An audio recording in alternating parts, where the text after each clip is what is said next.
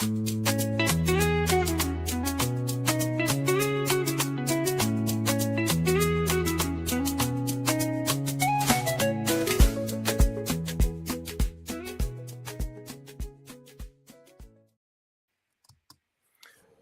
and welcome to Different Perspectives. I'm Paul Ndiho in Washington.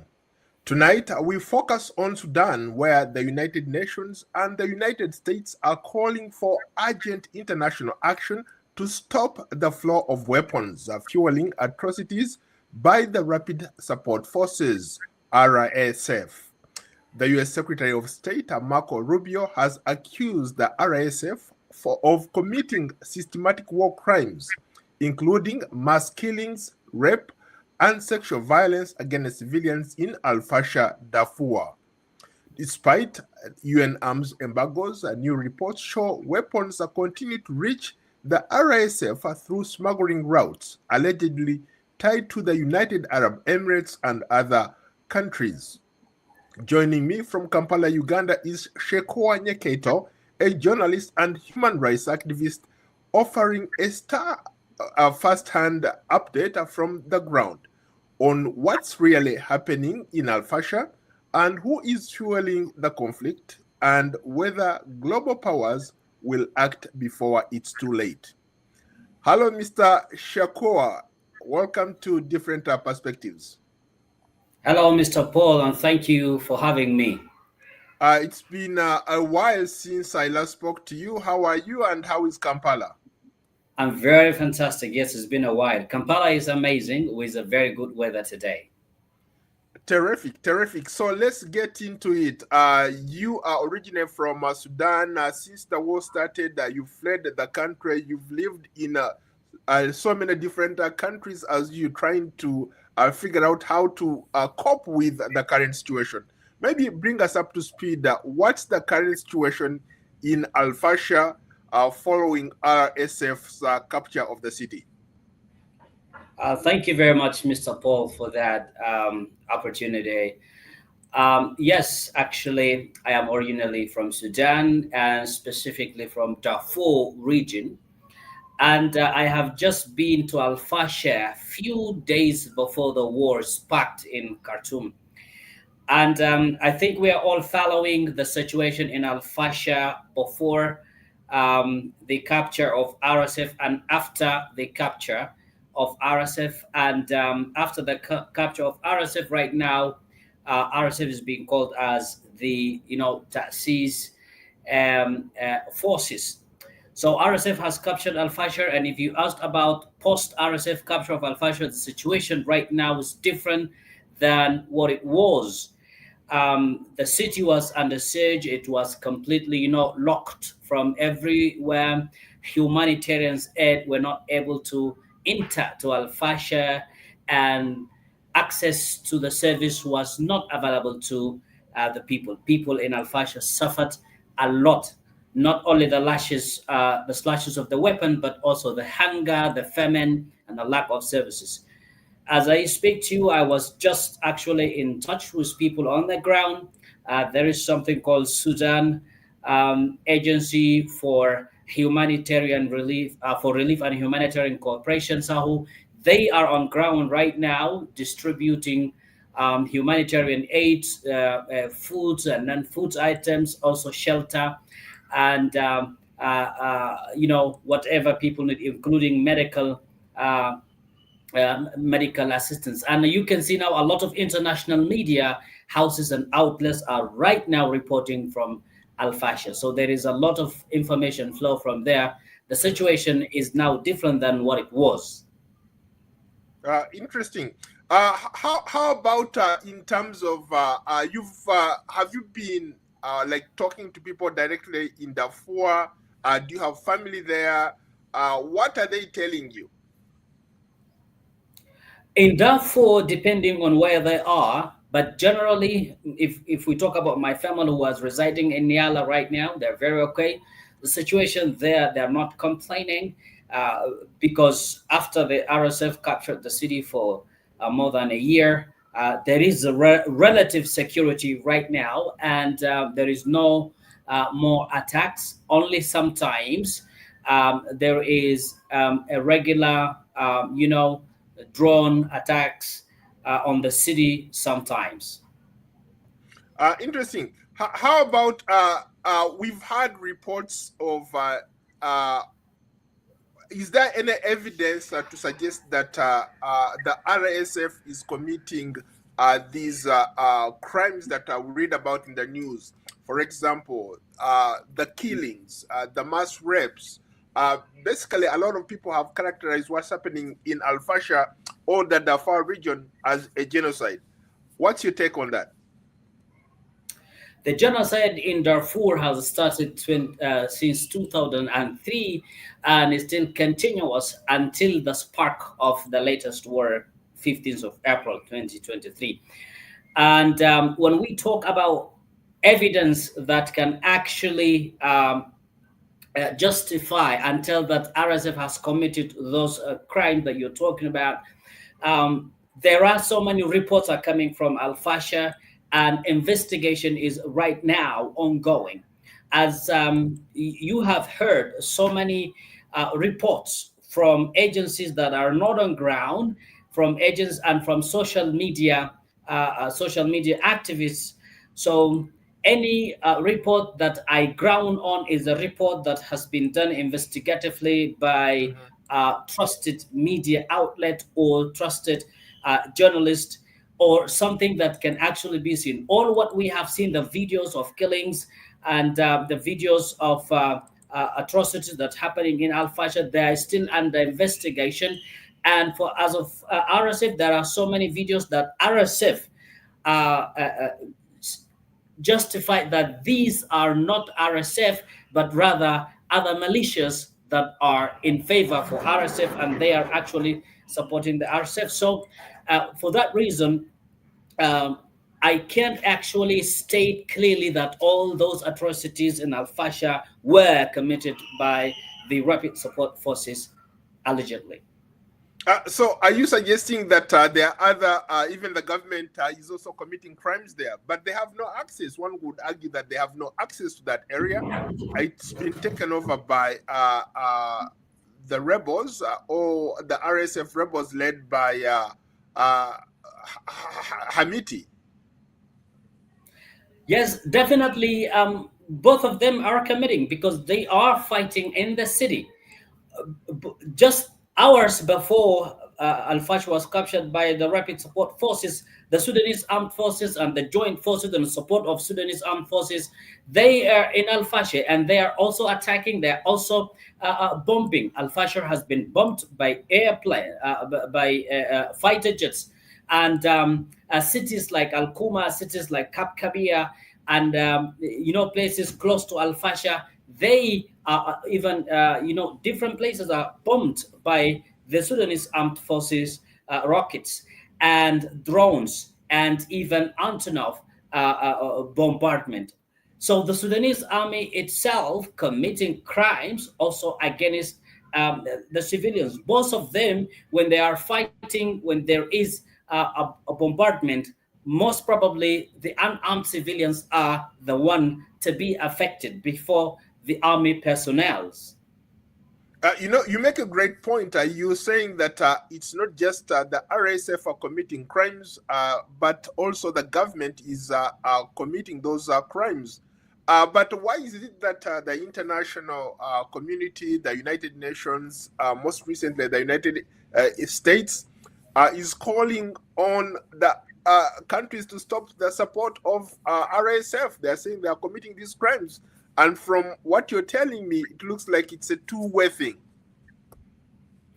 Definitely, you're quite right. So the United States of America has condemned uh, uh, um, the Sudanese armed forces atrocities. Even before that, just a few weeks, there was sanctions imposed on the Sudanese armed forces, and also there were reports. Even just I have just read some reports that the USA asking also the Sudanese armed forces to stop also receiving weapons, because what the US is saying right now, not only RSF is receiving support from outside, but both of them are receiving support from outside. Otherwise, the war wouldn't have continued until today. Interesting. How credible are the claims that RSF is receiving arms and support through the UAE or United Arab Emirates and neighboring countries? Well, what we hear is reports and statements. And when we look at the war, and when we look at the two parts, the warring parties, the Sudanese Armed Forces, the Rapid Support Forces, they were one together as one national army, and the RSF itself was part of the army. And when they start fighting, each of the two parties started to maneuver around and find who can support them. And until today, RSF did not state it clearly that they are receiving support from a particular country, and as well as the army. But the army, knowing that is the Sudanese army, they are actually also supported by their alliance from different regions. So in this case, I could say, unless the United States ask the both parts to stop receiving and also stop the countries that are supporting the two parts, then the war will not stop. So it is actually unfair that we report on one side and we forget the other side. Great point. Great point. How about you said you originate from that region of Darfur? What's the humanitarian situation like for civilians who are still trapped in El-Fasher and other parts of Darfur?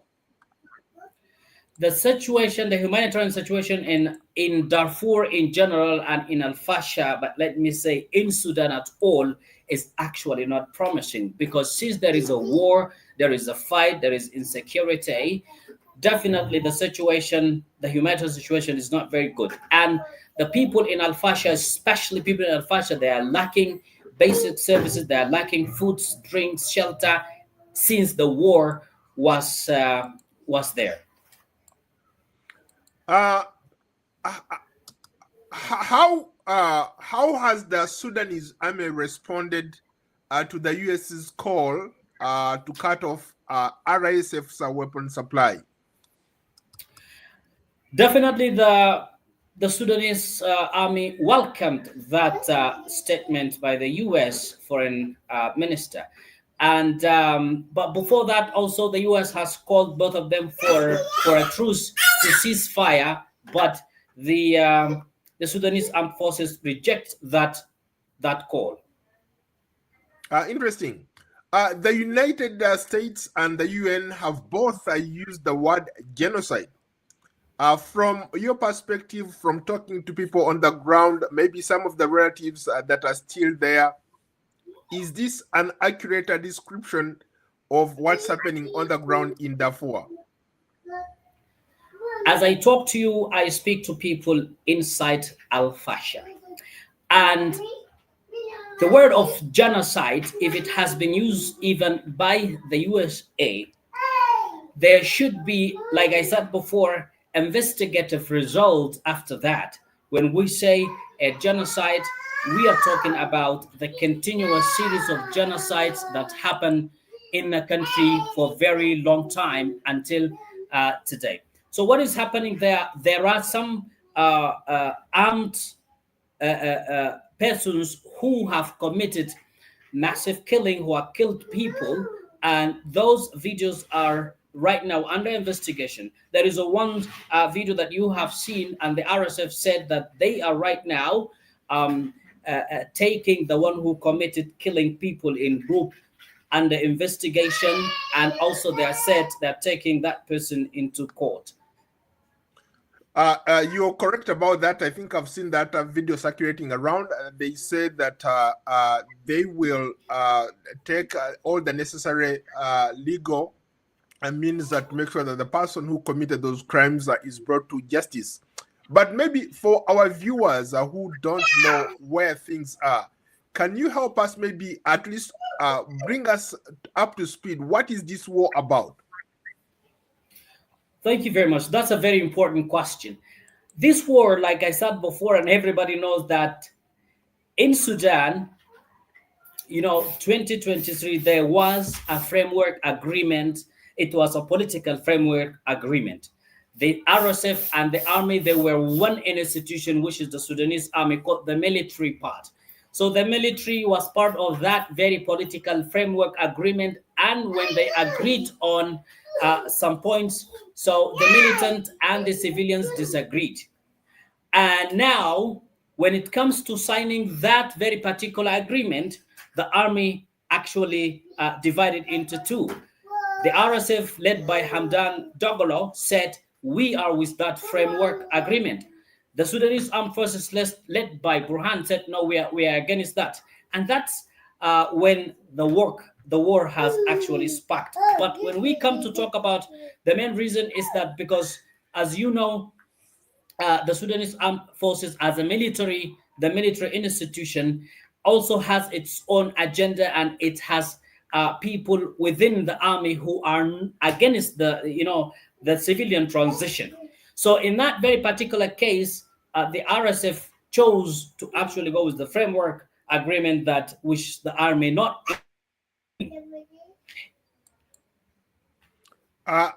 Thank you for that. In case you are just joining us, we are live and streaming on all the social media platforms. We are discussing the conflict in Sudan, where the United States is calling on the international community to halt the flow of weapons to Sudan amid the increasing evidence of atrocities by the Rapid Support Forces and the government forces in El-Fasher. Darfur, at the G7 foreign ministers meeting, in the U.S. Secretary of State Marco Rubio condemned the RSF for systematic atrocities, including murder and sexual violence against civilians, making a notable condemnation from the Trump administration since the war began in April 2023. And my guest is Shakoa Nyakato, a journalist and human rights activist, offering a stark first-hand update from the ground on what's really happening in El-Fasher, who is fueling the conflict, and whether global powers will act before it's too late. I'm back, Shakua. Let me get your thoughts on this. What role are regional powers like Egypt, Saudi Arabia, and the UAE are playing? Are they trying to help solve the problem, or they are prolonging the war? I think this the parts of this war, like you said, they are actually prolonging the war. They are not helping this war to stop. Why? Because since we have witnessed Saudi Arabia has been involved strongly hosting mediation talks and peace talks in Jeddah. And those efforts were actually not successful. Why this war continues is that because the warring parties have very strong and have points that they actually cannot step down to. For example, the Sudanese Armed Forces is asking the RSF to actually hand over weapons and group themselves in a particular place where they can start talk. And I think that is not going to be accepted by the army, by the RSF, because if two people are warring and one has a weapon and the other one does not have a weapon, then there is no meaningful fight. Then they will have to stop. And we have Egypt is a very important key player, and also Saudi Arabia, as well as the other countries in the region. What I suggest is that both supporters of the two warring parties have to actually understand, compromise their goals, compromise their agendas to the Sudanese people, especially people in Darfur and other regions. So if each supporter continues to actually not compromise the rights of the people in Sudan, and the war will definitely continue. You know, I've been reading reports of sexual violence being used as a weapon of war. Uh, from your vantage point where you are and talking maybe to people on the ground, what are these survivors telling you? Well, there are people I haven't talked to a survivor directly, but I have read the stories and I have seen the reports from the ground. Actually, the two parts have, there are reports against the two parts, against the two warring parts of this. And if we looked at the situation, how is it going in Al-Fasher, in other places? Also, we look at the situation, how is it going in the areas that are captured or they're under the control of the army. We are receiving the same reports, we are receiving the same atrocities, documentary, and everything. So this war has to stop immediately before we move into more community and social fracture, that the war right now is about to be described as a community and civil war that is actually leading Sudan to another chapter of long civil war. Since you brought in the community, I'm just curious how the neighboring countries are responding to the influx of refugees coming from there, and what role should the African Union be doing in trying to, contain this war that has been raging now almost 3 years? The neighboring countries are really, they are very welcoming and helping. We have Sudanese people in Libya. We have Sudanese people right now displaced also in Chad, in Central African Republic. We have Sudanese people in Uganda, South Sudan. All these neighboring countries have welcomed Sudanese people openly. And that is really very good. The reason is that because with our neighboring countries, we are interconnecting. The communities are interconnecting. So if you are from Sudan, from Darfur especially, and something happened, when you run to Chad, you will get relative. When you run to Libya, when you run to South Sudan, you will get relative as well. That means that these nations are in different borders, but they have the same destiny. They have the same, lineages, and everything is connected. About the African Union, I think there is only one way, if in which the African Union should actually approach this. The African Union need to actually bring start Hey, one distance from can the I pause both you for a fighting. second? Can I pause Yes. you for a second? Is it possible to? I know.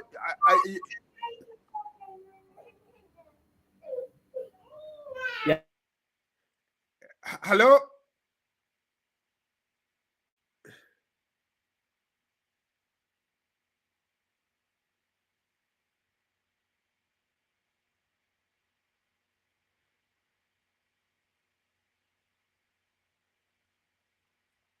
Shakur.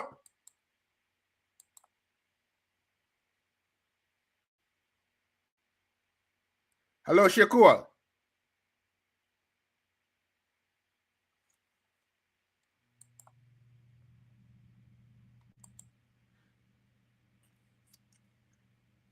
Uh,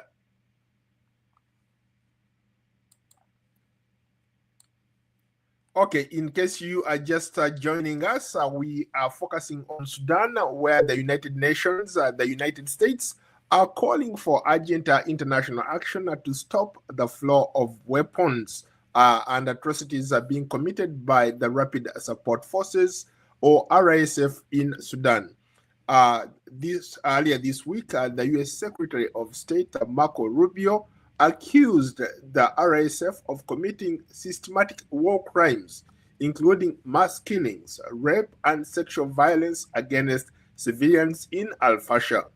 Uh, the U- Despite the UN arms embargo, and new reports show weapons continue to reach the RSF through smuggling routes. allegedly tied to the United Arab Emirates and other countries. And of course, I'm being joined by my good friend, a journalist from Sudan, Shekwa Nyeketo, who is currently seeking a refugee in Uganda. He's a journalist and a human rights activist. He's offering us a first-hand update from the ground on what's really happening in El-Fasher, where he's originally from the Darfur region. So he has so much to say about who is fueling the conflict, whether global powers will act before it's too late. For some reason, I lost him, but I think he will join us shortly. Anybody who has been in a refugee situation can tell you that moving around with kids is not an easy thing. So as you could hear in the background, the kids are crying. So I think he just stepped away to make sure that the kid is okay.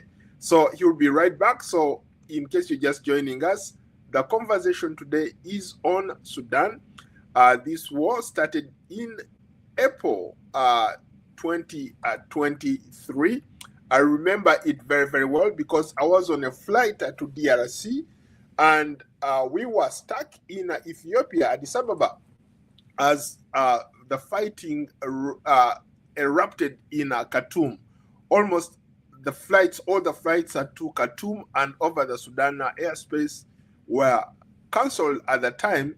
And I remember talking to people who are supposed to be boarding planes to go to Sudan who are stuck there. So, but where are we as we speak today? So many things have happened over the last couple months, I think so. Maybe for background and context, there's been so much happening to the extent that so many people have fled the country. Let me give you a little bit of context here. Let me see if I can give you a bit of context. I think it's been one of those things where stuff has been happening and the international community has not acted as it should, as it should. So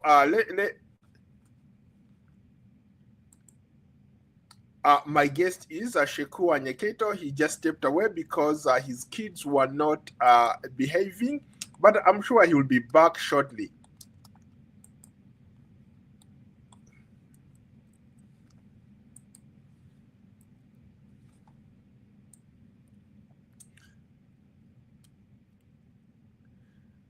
Now, for context, more than 36,100,000 Sudanese civilians have fled towns and villages in Kordofan region as violence intensifies.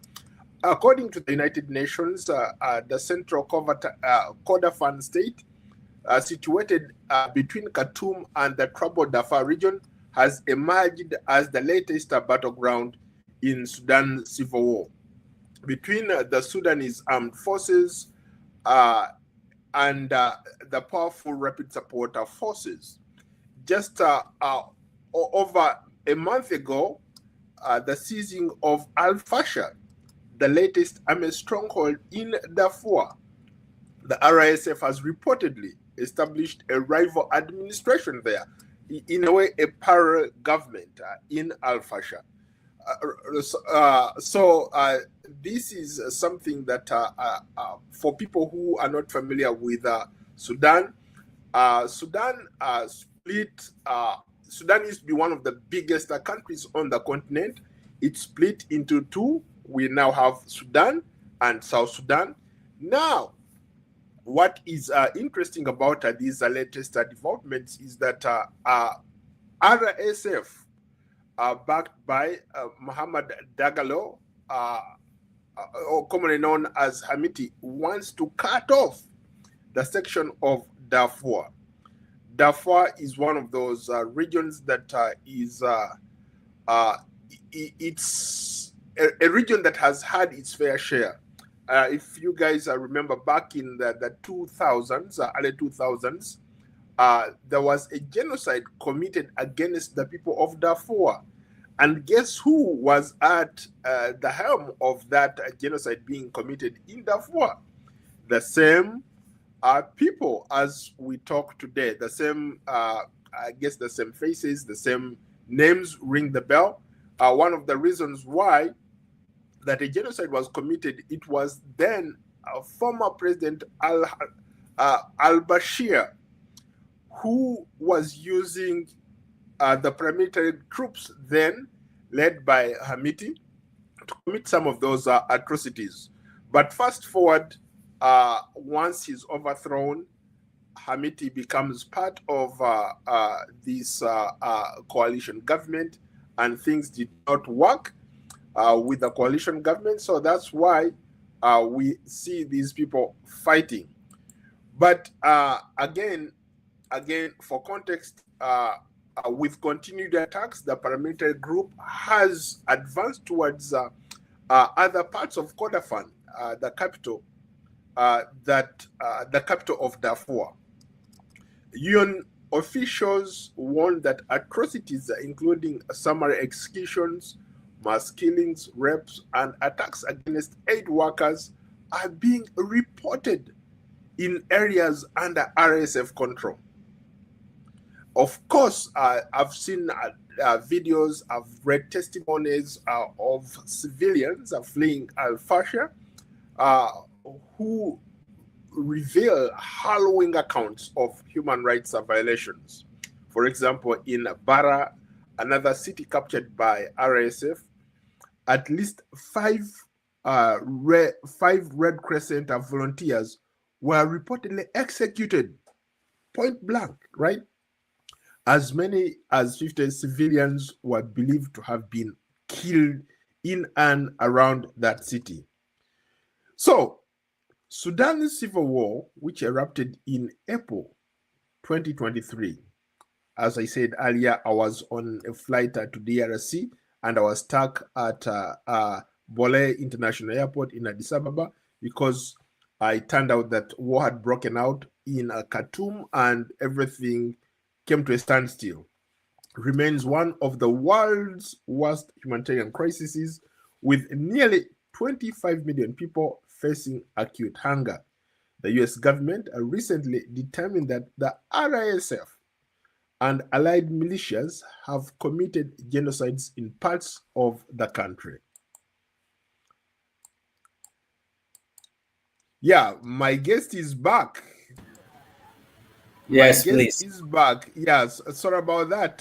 You know, I was trying to figure out how to carry on this show. I wish you had warned me because this is a live show. Sorry, a child was moving and then cut off the line.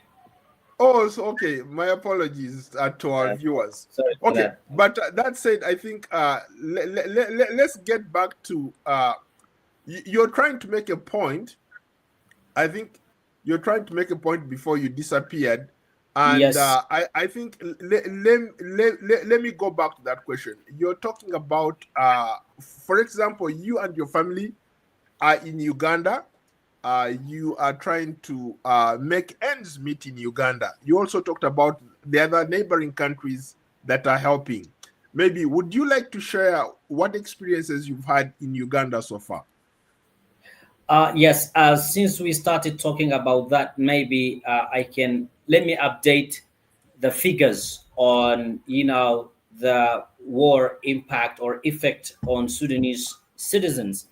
As we talk right now in chat, it's about 888,000 plus Sudanese are actually refugees in that country until today. This is the latest update of November, the update of 9th November. If you go back to the archives of the United Nations or UNHCR, you will definitely get that.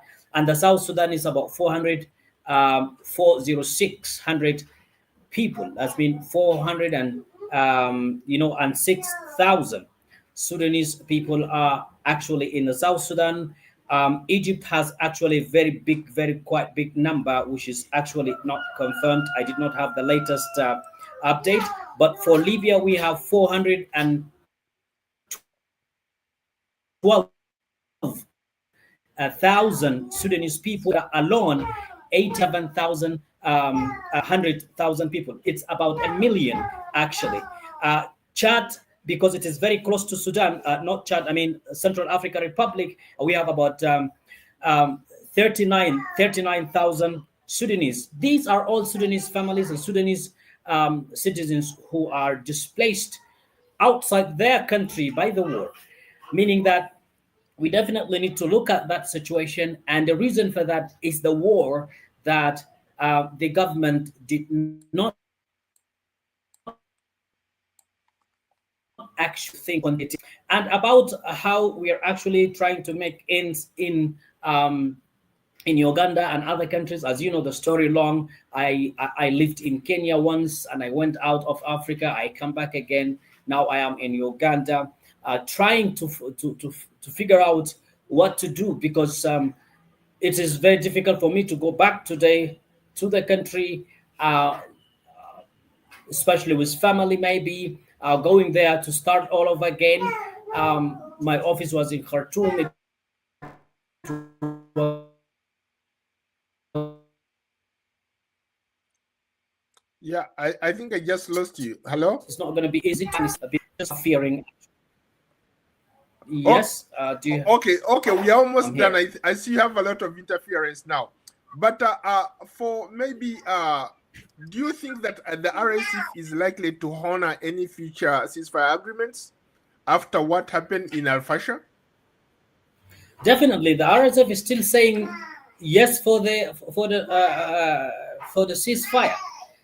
And when they said there was a peace talk in the USA last few months, the RSF sent their delegation. And now the quartet mechanism for peace in Sudan have suggested ceasefire. The Sudanese armed forces reject that ceasefire, and Al Burhan himself, as a leader, said, "We will continue fight for 100 years from now."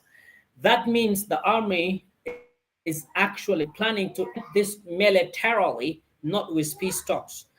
But the RSF saying that they are ready to go for peace talks and ceasefire immediately. Interesting. How are the local journalists, if you're able to talk to some, the activists like yourself, aid workers, coping amid these threats, detentions, and worsening conditions?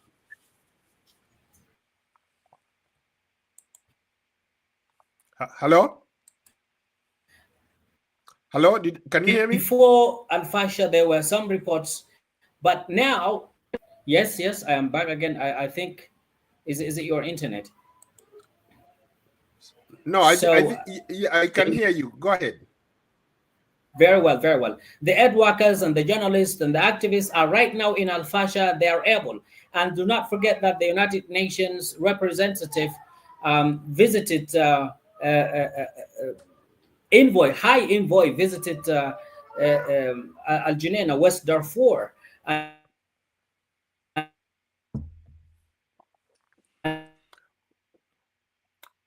Okay, my friend, it looks like we are having audio issues. Hello, are you able to hear me? Sorry. Are you able to hear me? Yes, I'm hearing you. Yeah. Okay, since you're having issues with, okay, let's do this. Let's wrap.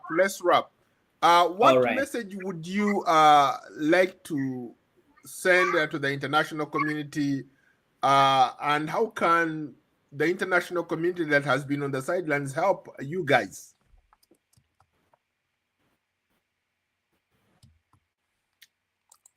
Hello? Well, there are two important things. The international, yes, I can hear you.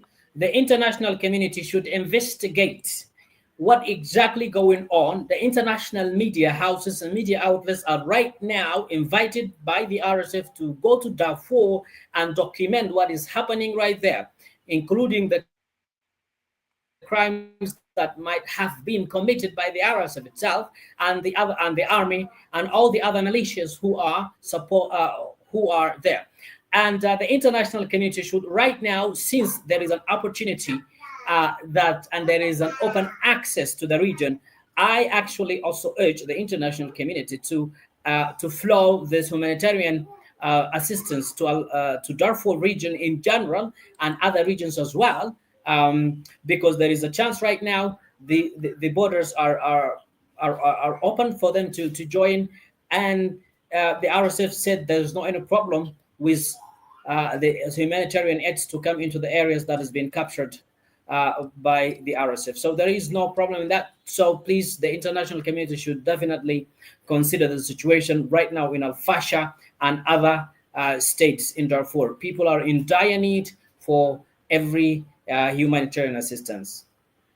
Well, Shakwa Nyekero, thank you so much for your insights and for joining us tonight. Thank you very much, Paul and Joe. I appreciate This is different perspectives. We want to know what you think about Washington's push to cut off Sudan's RSF weapons flow. Share your thoughts and comments in the comment section below. And of course, don't forget to like, follow, and subscribe to me, Paul Ndiho, on Substack, X, Instagram, Facebook, Threads, LinkedIn, Blue Sky, YouTube, and Spotify. Stay tuned for this continuing coverage on this platform and across all our social media platforms. Good night from Washington, and take care of yourself, man. Be safe. Thank you very much. Okay, just hang on for a second. I'm going to end the stream, okay?